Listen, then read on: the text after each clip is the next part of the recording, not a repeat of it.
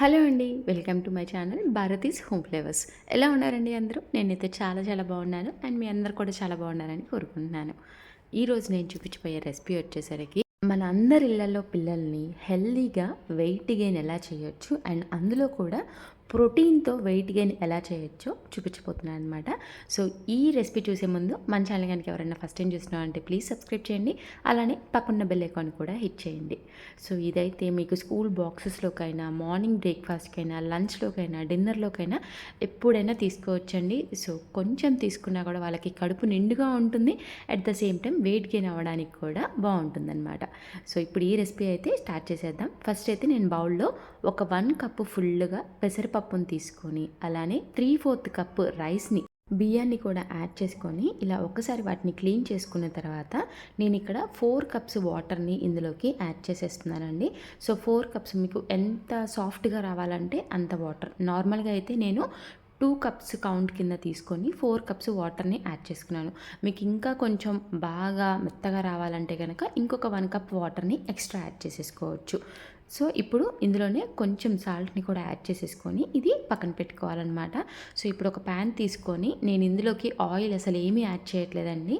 Just ఒక్క spoon నెయ్యిని తీసుకొని దానిలోనే కొంచెం జీలకర్రని యాడ్ చేసేసుకొని చాప్ చేసిన ఆనియన్స్ని, అలానే ఒక క్యారెట్ని, దాంతోపాటు ఒక చిన్న సైజు టొమాటోని తీసుకొని కొంచెం ఇది సెమీ సాఫ్ట్ అయ్యే వరకు మనం ఇలాగ కుక్ చేసుకోవాలండి. ఇలా వీటినైతే త్వరగానే ఒక 5 మినిట్స్లో మనం ఇలాగ కుక్ చేసేసుకున్న తర్వాత ఇప్పుడు ఇందులోకి నేను పచ్చి బఠానీని యాడ్ చేస్తున్నానండి.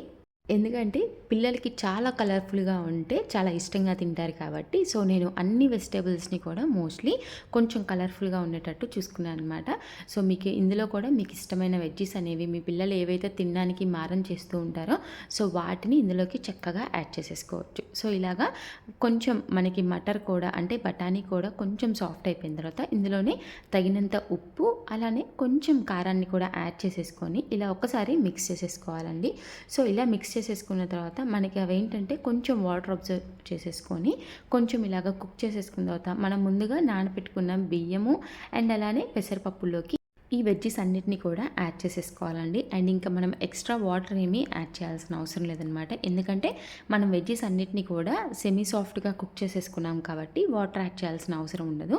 సో ఇప్పుడు దీనిలోకి మనం రైస్లో కూడా ముందే కొంచెం సాల్ట్ అనేది యాడ్ చేసేసుకొని ఉంచుకున్నాం కాబట్టి ఎక్స్ట్రా సాల్ట్ కూడా పట్టదండి. సో ఇవన్నిటిని కూడా ఒక్కసారి జస్ట్ అలాగా కంబైన్ చేసి మనం ఇప్పుడు 3 విజిల్స్ వచ్చే వరకు చక్కగా వీటిని బాయిల్ చేసేసుకోవాలండి. అండ్ మనకి ఇది కొంచెం ప్రెజర్ పొంగానే రిమూవ్ చేసేసుకుంటే చాలా కమ్మటి వాసన వస్తుందండి. ఎందుకంటే నెయ్యి వేసి మనం అన్నీ వేయించుకొని యాడ్ చేసుకున్నాం కాబట్టి కమ్మగా ఉంటుందన్నమాట.